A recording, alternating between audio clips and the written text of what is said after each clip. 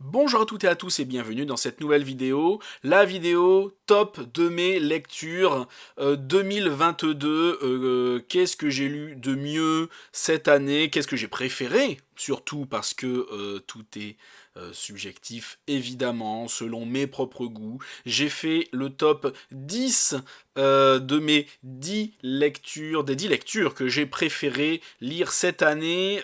Donc ce n'est pas un top qui va dans l'ordre, c'est juste les 10 livres que j'ai préférés, mais l'ordre dans lequel je vais vous les donner, c'est pas un ordre de préférence. C'est les 10 complètement au pif, sauf les 4 derniers, c'est vraiment mes 4 préférés. Et le tout dernier, ça va être mon livre préféré. Puis sinon, globalement, il n'y a pas d'ordre plus que ça. Donc voilà, je suis conscient que je vous fais une vidéo par jour en ce moment, mais je suis en congé, c'est les vidéos de fin d'année, les vidéos de fin de mois que je fais d'habitude, mes derniers retours de lecture que je dois faire aussi, donc j'en profite, vu que j'ai du temps. Et donc, vidéo top, qu'est-ce que j'ai lu de mieux? Qu'est-ce que j'ai préféré? Allons-y. Donc, le premier. Alors, je sais pas si c'est le premier roman, je crois que c'est le premier roman. De Victor Vincent, vous voyez, l'illusionniste, le mentaliste, le plus célèbre de France. Eh bien, avant de lire ce livre, je ne le connaissais absolument pas. Alors, j'ai bien les livres avec moi, mais flemme.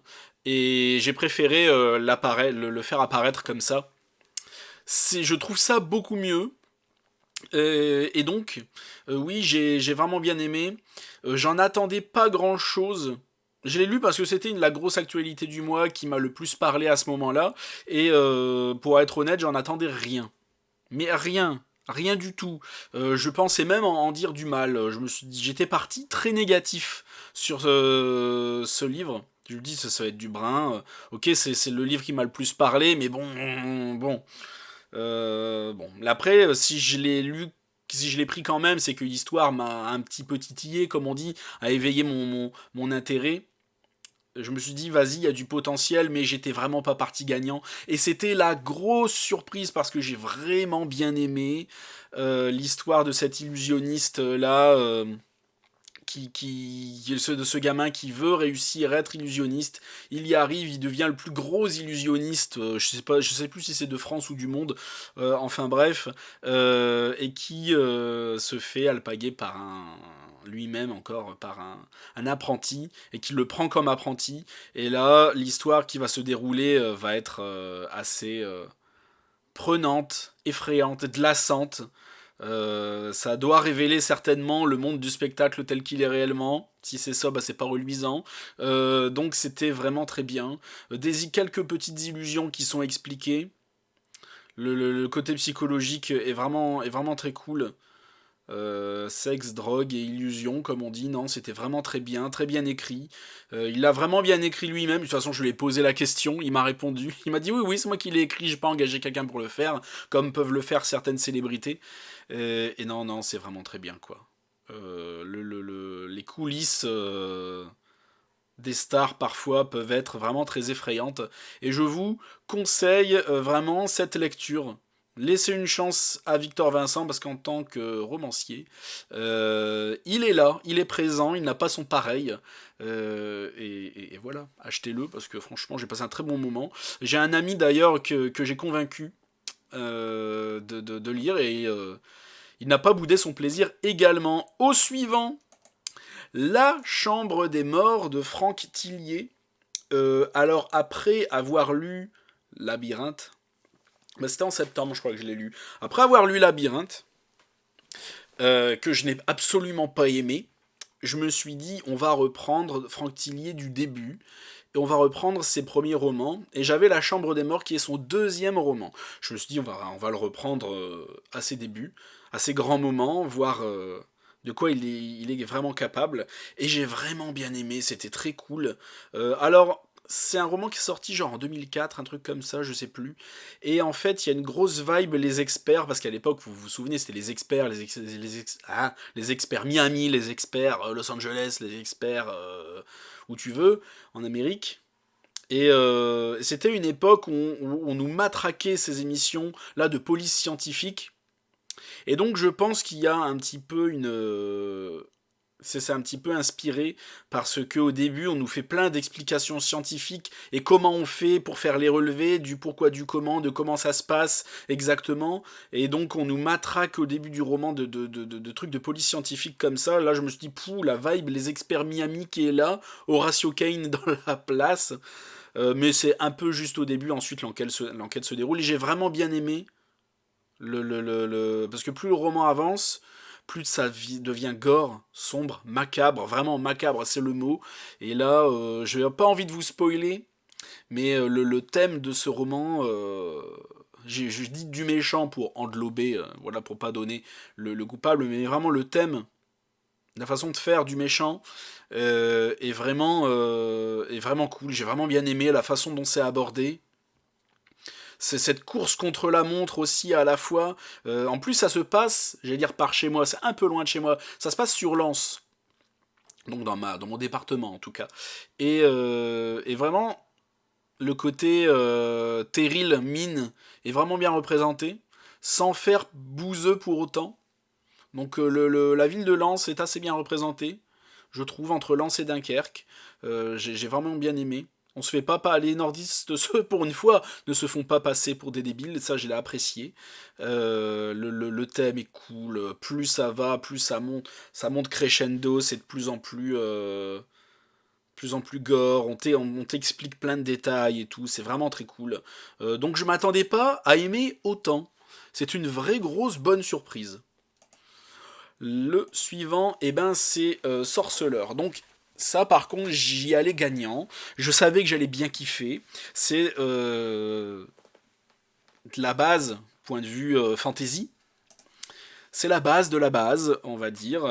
Sorceleur, ça date. Pour ceux qui connaissent The Witcher, bah voilà, le jeu vidéo est tiré du roman, et pas l'inverse.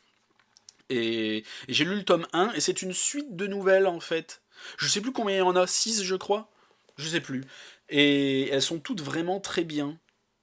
Elles sont toutes vraiment très bien. Elles se suivent pas forcément, mais tu apprends quand même à bien connaître le monde des sorceleurs, la magie, les bestioles magiques, et comment tout ça fonctionne. Et surtout comment Gérald parfois a rencontré certains personnages, j'imagine principaux, très importants après, dans la suite des événements. Donc voilà. Je trouve ça bien, des petites nouvelles comme ça, pour nous introduire dans un monde qui est vraiment immense et très complexe, avec son bestiaire, avec sa magie, avec tout.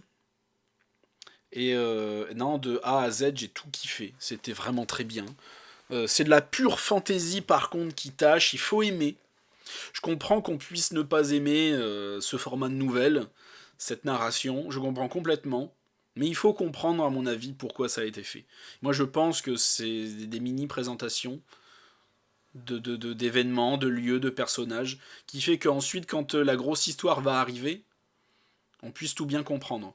Qu'on nous lâche pas comme ça, dans un monde sans qu'on connaisse rien. Et ça, c'est vraiment très bien. En plus, c'est très bien écrit, c'est très bien.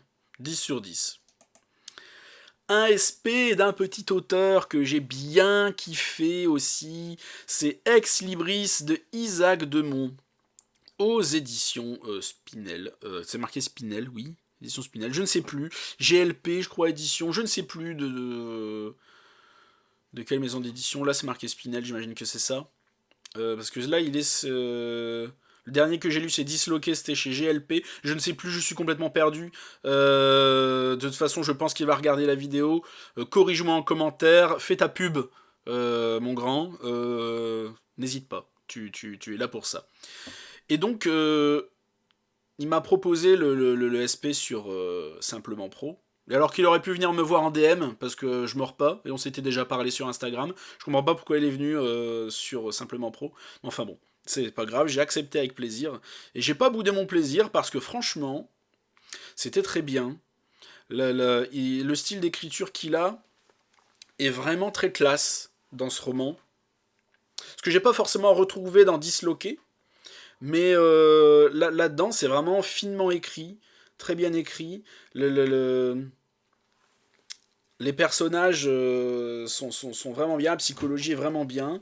Ma réaction à chaud, là, ça a été en mode what the fuck, c'est complètement what the fuck. Je suis perdu, qu'est-ce qui se passe, qu'est-ce qui vient de se passer. C'était vraiment. Et apparemment, c'était la réaction attendue, parce que l'auteur a bien kiffé ma réaction. Il a dit c'est génial, c'est ce que je voulais. Donc on est avec une fille. La chambre des morts, je viens de me rendre compte que j'ai pas expliqué ce que c'était. C'est une enquête, voilà, il y a quelqu'un qui est mort et qui l'a tué, à un moment, voilà. Euh, Ni apparition, si apparition j'ai expliqué. Mais Ex Libris, voilà, donc on a avec une fille, je ne sais plus les noms, je n'ai pas la mémoire des noms, ne me demandez pas son nom. Donc nous sommes avec une fille donc, qui vient de se marier, ou va se marier, je ne sais plus, l'un ou l'autre. Et en fait, son mari a disparu, donc tout le monde est à sa recherche. Et ils reviennent et ils lui disent ben chérie, ton mari, on l'a retrouvé, il est mort. Et elle accepte pas l'info et elle va devenir complètement folle et malheureuse. Donc psychologiquement pour elle ça va être très compliqué à un point que vous pouvez pas imaginer. Et donc elle va lire un livre. Qui c'est qui a écrit le portrait de Dorian Gray. Je me souviens plus du nom de l'auteur. Quand je vous dis que j'ai pas la mémoire des noms même pour des grands auteurs. Et donc elle lit un livre qui va la bouleverser, qui va limite la requinquer. Et le nouveau but de sa vie, ça va être rencontrer cet auteur. Donc là, elle va suivre sa voie, elle va essayer de le retrouver, suivre une sacrée aventure jusqu'à le retrouver. Et là se passera ce qui se passera, je peux pas vous en dire plus. Quel impact ce livre va avoir sur elle, pourquoi elle veut retrouver absolument cet auteur, qu'est-ce que ça va lui faire de l'avoir retrouvé. C'est vraiment très bien écrit, c'est finement écrit, la psychologie est bonne, c'est what the fuck comme il faut, c'est très cool, j'aime beaucoup. Au point que ça vient dans mon top 10. Tu vois, je m'attends. En plus, quand j'ai fait le récap de toutes mes lectures, parce que j'ai lu une bonne cinquantaine de livres cette année, ce qui n'est pas trop mal, on va dire. C'est correct. Je m'attendais pas à le mettre dans mon top 10. Une fois que j'ai fait le récap, j'étais en mode bah ouais, en fait, si. Si. Top 10, Ex Libris de Isaac Demont. Vous pouvez le suivre sur Instagram. Vous avez le nom de l'auteur juste là. Donc voilà, n'hésitez pas. Moi, je vous le conseille fortement. Il est très bien, il est pas cher. Un deuxième service presse, mais là, c'est une nouvelle. C'est très court, je sais plus combien de pages ça fait. C'est 50 pages, je crois. Je sais plus. Mais je m'attendais pas à la mettre là non plus. Mais j'ai vraiment bien kiffé. C'est En attendant la fin de Lily Berg, qui est l'auteur, de cette nouvelle. Elle a rien écrit d'autre pour l'instant. Je sais que, en fait, j'ai tellement bien aimé. Que quand on a parlé en DM sur Insta, d'ailleurs, elle a acheté lu Dirty Work, elle a bien aimé, merci à elle, c'était cool. Euh, je lui ai dit, ben, pourquoi t'en écris pas d'autres comme ça? Tu écris une suite de nouvelles, t'écris des nouvelles. Tu les compiles en un roman, tu fais des nouvelles. Et ensuite, elle est revenue me voir en DM en mode j'ai écouté ton conseil, je me suis remis à écrire d'autres nouvelles, je vais faire ça. Donc j'espère que prochainement, on va voir la suite de nouvelles, le roman de Liliberg, qui va sûrement être très très bien. Donc on est, si je me souviens bien, parce que ça fait un moment que je l'ai lu, on est dans quelqu'un qui est en dépression. Et donc concrètement, ça va être les pérégrinations d'un homme en dépression. Et c'est magnifiquement écrit. Le style d'écriture est cool. Surtout pour quelqu'un qui débute. J'ai trouvé ça incroyable. Je suis en mode putain, mais cette meuf en fait écrit mieux que moi. Je suis cette meuf, elle a écrit une nouvelle 50 pages. Ça vaut 100 fois mon roman. C'est incroyable. C'est poétique par moments, la psychologie est bonne, c'est beau. Et la fin, mon Dieu, la fin était vraiment très bien. Et je vous le conseille fortement. C'est très psychologique. Vous pouvez pleurer, hein, franchement. Non, non, non. C'est donc thème dépression suicide. Et voilà, vous pouvez pleurer en le lisant pour les plus sensibles. C'est très beau, c'est très bien écrit, c'est pas cher, c'est de l'auto-édition. C'est pas à mon habitude de faire la pub de l'auto-édition, mais là j'ai vraiment bien kiffé. Donc lisez la nouvelle de Liliberg pour l'encourager à continuer à écrire. Elle le mérite. Donc tapez son nom sur Instagram et vous allez trouver sa page auteur et ça vous mènera à tout ça, hein.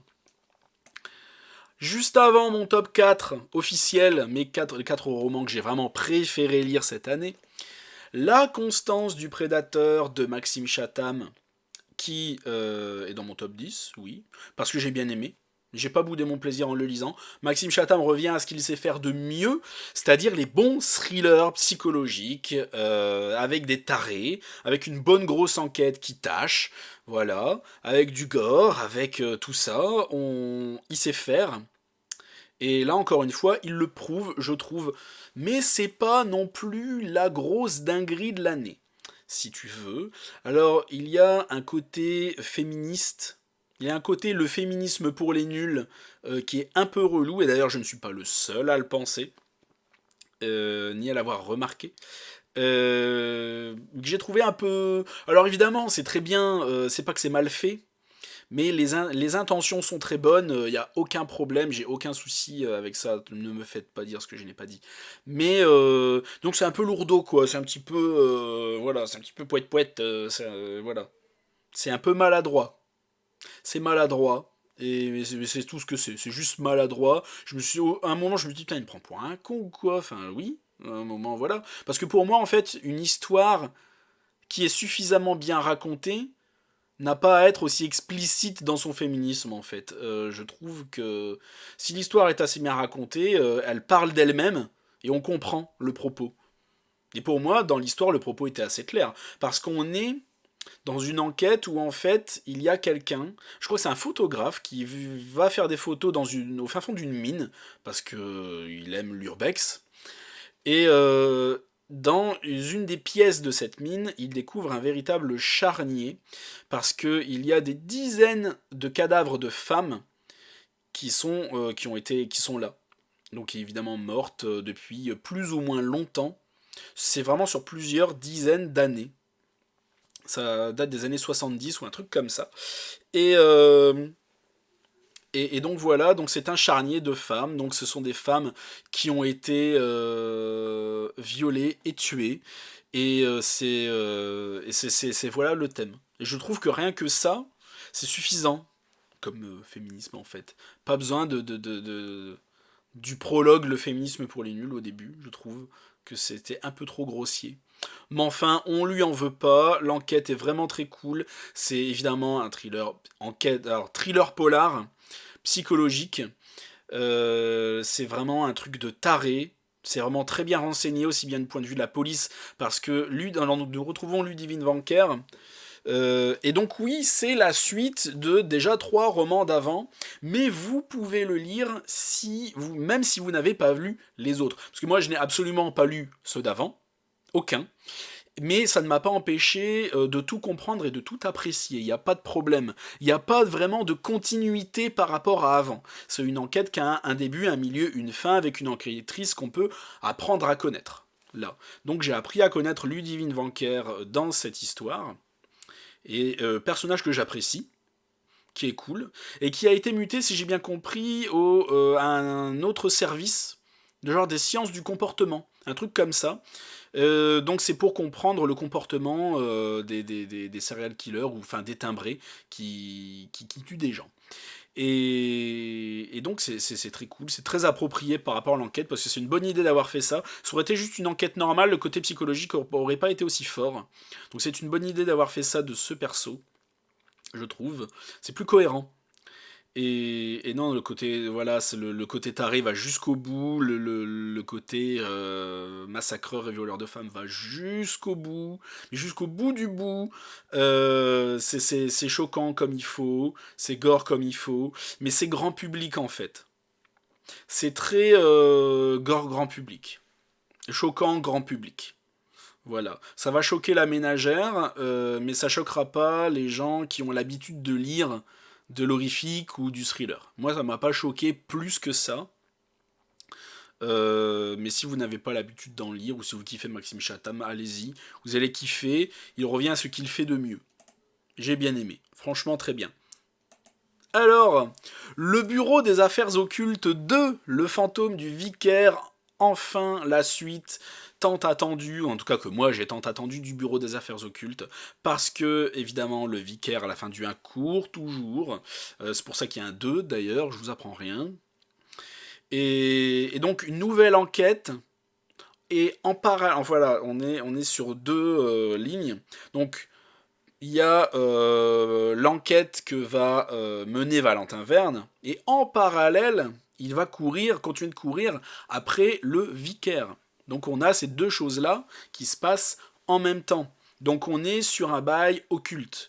Une enquête, je crois, c'est un gars qui vient demander au bureau des affaires occultes, parce qu'il y a occulte dans le nom, et donc c'est tout ce qui est, voilà, c'est pareil, fantôme et tout. Et donc il y a un gars qui vient pour lui demander son aide, parce que il y a un prétendu voyant qui vient, et qui fait des tables tournantes un petit peu, mais il est persuadé que c'est un charlatan. Et en fait, il profite de cette famille, il tire de la thune comme ça. Il profite du malheur de ces gens, parce qu'ils ont récemment perdu leur fille. Ils le font croire, il leur fait croire qu'il peut la ressusciter. Et donc, il veut prouver que c'est faux et que ce mec est un charlatan. Donc Valentin Verne va enquêter là-dessus en parallèle de sa propre enquête sur le vicaire. Va-t-il réussir à l'attraper? Que va-t-il se passer? Plein de rebondissements, c'était vraiment très cool. Aussi bon que le 1, je trouve ça assez rare qu'un tome 2 soit aussi bon qu'un tome 1. Je peux comprendre que ceux qui ont pas trop aimé ou moins aimé que le tome 1, parce que l'enquête sur le voyant avec les tables tournantes et tout, cette histoire de résurrection, je comprends qu'on ait trouvé ça plus fastidieux, moins intéressant, plus fastidieux à lire, je comprends complètement. Moi j'ai kiffé. J'ai pas boudé mon plaisir du début à la fin, je trouvais ça très cool. Alors sur le vicaire, je vous raconte pas, c'était vraiment trop bien. Valentin Verne est un peu plus sec. On sent qu'il approche du but et ça le saoule. Il est un peu plus sévère, un peu plus déterminé. Il est moins gentil que dans le premier, je trouve. Moins doux, mais à la fois, tout le monde le trouve beau comme un dieu. J'étais en mode, oui, Eric, c'est bon. On a compris qu'il était beau. Non, mais j'ai bien kiffé. Après, j'étais dans de bonnes conditions. Et vu que j'avais tellement aimé le Bureau des Affaires Occultes premier du nom, que j'étais vraiment dans d'excellentes dispositions pour ce tome 2. Donc ça a dû aussi énormément jouer. Que si j'étais parti sans connaître, ou sans en ayant aimé plus que ça le tome 1, j'aurais peut-être pas autant kiffé le tome 2. Donc ça, c'est aussi à prendre en considération. Alors, ma lecture d'Halloween, c'était Jessie de Stephen King, une masterclass de thriller d'enfermement. C'est vraiment excellent. Excellent, thriller psychologique d'enfermement. On est avec Jessie qui est en train de ken avec son mari, avec les menottes. Finalement, elle a plus envie. Elle dit à monsieur de la détacher, monsieur ne l'entend pas de cette oreille. Elle lui met un coup de pied dans les couilles tellement fort que le mec meurt. Littéralement, c'est ça. Et est-ce qu'elle va réussir à se sortir de là? Peut-être ben que oui, peut-être ben que non, ça vous le verrez bien, et nous sommes dans la tête de Jessie, du coup, qui dit enfermement, comme ça, livrée à elle-même, elle n'a qu'elle-même pour survivre, dit rétrospective de son passé, qui dit rétrospective de son passé, dit on voit ses traumatismes, et voilà, donc c'est vraiment excellent. On revit les traumatismes de son passé, du pourquoi elle a agi comme ça, pourquoi elle en est là aujourd'hui dans sa vie, comment est-ce qu'elle en est arrivée là à être attachée à un lit, à pourquoi elle a épousé ce mec qui finalement elle n'aime pas tant que ça, et non, c'est vraiment une masterclass psychologique quoi, et on ne s'ennuie pas. Alors je comprends qu'on puisse s'ennuyer encore une fois, parce que si c'est pas votre genre, si c'est... Parce que je comprends qu'on puisse être saoulé et ennuyé, parce qu'on est tout le temps dans la même pièce avec le même personnage. Ça, faut encaisser, quand même. Mais moi, j'ai encaissé, j'ai surkiffé, c'était trop bien. C'était trop bien. Alors, juste avant mon roman de l'année, celui que j'ai le plus kiffé, le plus préféré, mon petit chouchou, nous avons Les 7 morts d'Evelyn Hardcastle de Stuart Turton, aux éditions Sonatine. Et ben, c'est très bien. Encore une fois, c'est une masterclass. J'aurais pas trop vous l'expliquer. Je vois énormément de monde qui dit c'est lent à démarrer, c'est trop complexe, je suis perdu. Voilà, j'invite ces gens à ouvrir leur cerveau parce que c'est vraiment pas si compliqué que ça. Je pense que c'est des gens qui soit qui lisent pas assez, Je ne sais pas. Je comprends pas les gens qui n'ont pas aimé, parce que les gens qui ont du mal à suivre, parce que c'est très logique et très cohérent, et pas compliqué en fait. Mais nous avons donc le héros, je ne sais plus son nom, qui vient dans un manoir. Il est invité pour une fête. Je crois que c'est l'anniversaire d'Evelyn Hardcastle, un truc comme ça. Mais à la fin de la journée, elle est retrouvée morte. Et donc le lendemain, il se réveille. C'est le matin de la même journée.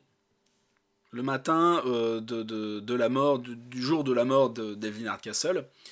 Et chaque jour, il revit cette journée-là 7 fois. Et chaque jour, il se retrouve dans un corps différent. Et donc le but, ça va être pour lui de résoudre cette enquête, qui a tué Evelyn Hardcastle.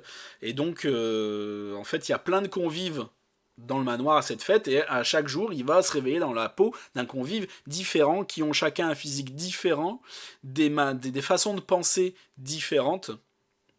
Et donc, il va devoir se servir de chaque qualité de tous ces personnages, qui sont toutes différentes, pour résoudre ce mystère. Et c'est vraiment très très bien. Ce que je pense qui a perdu les gens, c'est de se retrouver, de se souvenir à quel moment il a fait quoi avec quel personnage. Je pense qu'il y a eu de ça. Mais moi, je sais pas si je suis plus intelligent que la moyenne ou plus vif d'esprit, je ne sais pas, je vais pas me la péter trop. Enfin, je dis ça, je rigole, hein. Mais j'ai pas été perdu une seule seconde. J'ai tout bien compris, j'ai eu aucune difficulté à tout bien comprendre. Et donc voilà, donc c'est vraiment très bien. La fin est très surprenante. Vous pouvez pas vous imaginer. C'était vraiment très bien. Et ce qui va réussir à changer le cours des choses, il faut le lire, vous verrez bien. Donc c'est un polar teinté d'une vibe magique, donc un peu fantastique sur les bords. Donc lisez-le parce que c'est vraiment une expérience qui est très bien écrite, qui a dû lui mettre un temps infini à être écrit, à être bien travaillé. Donc je vous le conseille fortement. Ah, bah alors pourquoi j'ai les deux d'un coup? Voilà. Donc mon livre préféré, c'était Les Refuges de Jérôme Loubry. Encore une fois, psychologiquement, je me suis fait complètement avoir. Je me suis fait complètement manipuler du début à la fin. Et là, pour une fois, je n'ai pas peur de le dire, je me suis fait avoir complètement. Je me suis fait manipuler. Et pour une fois, dans ma vie, j'ai rien vu venir. D'habitude, à chaque fois, je dis oui, mais là, j'ai vu arriver, ou j'ai découvert ça quand même. J'ai découvert qui était le meurtrier, ou le pourquoi du comment. J'ai découvert, donc j'ai pas été si surpris que ça. Là, je me suis fait manipuler comme un bleu, du début à la fin. C'est prenant, c'est très bien écrit, c'est très bien travaillé. La psychologie est incroyable. Les plot twists sont incroyables, vous ne pouvez pas les voir arriver. C'est impossible. Donc nous sommes au début du roman avec Sandrine. Sa grand-mère est morte et elle habitait sur une toute petite île près de la Bretagne, je crois, ou de la Normandie, je sais plus. Donc elle va en bateau sur cette petite île pour prendre ses affaires et s'en aller. Sauf qu'elle se rend compte que cette petite île était anciennement pour euh, donc pour gamins en difficulté au moment de la guerre. Et sa grand-mère a fait partie du personnel de ce camp. Et finalement est restée habitée là, sur cette petite île. Et donc elle va se rendre compte que y a une histoire assez grave dans ce camp, qu'il s'est passé des choses graves avec ses enfants. Et qu'est-ce qui se passe après, je peux pas vous le dire. Ça part en thriller psychologique extrêmement glaçant, extrêmement bien foutu. Il y a un côté enquête aussi, mais je peux pas vous dire comment ça arrive. Tout est spoil, c'est incroyable. C'est masterclass, c'est vraiment bien foutu, je me suis fait manipuler du début à la fin. Jérôme Loubry, grâce à ce roman, est arrivé parmi mes auteurs préférés, et c'est mon auteur français préféré. Voilà. Pas autant qu'Agatha Christie, mais il est juste en dessous. Voilà, il fait partie de mon trio de tête maintenant, c'est officiel. Je kiffe cet auteur. Donc lisez Les Refuges, je vous le recommande fortement. Je peux pas trop vous en dire plus sur l'histoire parce que c'est très vite spoilant. Et donc voilà, mon petit top de tête. Voilà, c'est ces quatre-là, mes quatre romans préférés. Les refuges, le bureau des affaires occultes de Jesse et les 7 morts d'Evelyn Hardcastle. Mais quand même, intéressez-vous à ces deux-là. Ex Libris d'Isaac Demont et En attendant la fin du Liliberg. Encouragez-les, lisez ce qu'ils font. C'est des petits auteurs qui écrivent de la qualité. Et donc voilà. Merci à tous d'avoir regardé mon top jusqu'au bout. La vidéo flop viendra sûrement demain ou après-demain. Parce que oui, il y aura aussi une vidéo flop. Ce que j'ai pas aimé et pourquoi il ne faut pas les lire. Parce qu'après tout, c'est important aussi. Je sers aussi à ça. Donc n'hésite pas à liker la vidéo, à la partager, à t'abonner à la chaîne si ce n'est pas déjà fait. N'hésite pas à me suivre sur Instagram, Twitch et Facebook. Tous les liens seront, et Babelio, tous les liens seront dans la description. Merci à tous et à la prochaine chez Alistair.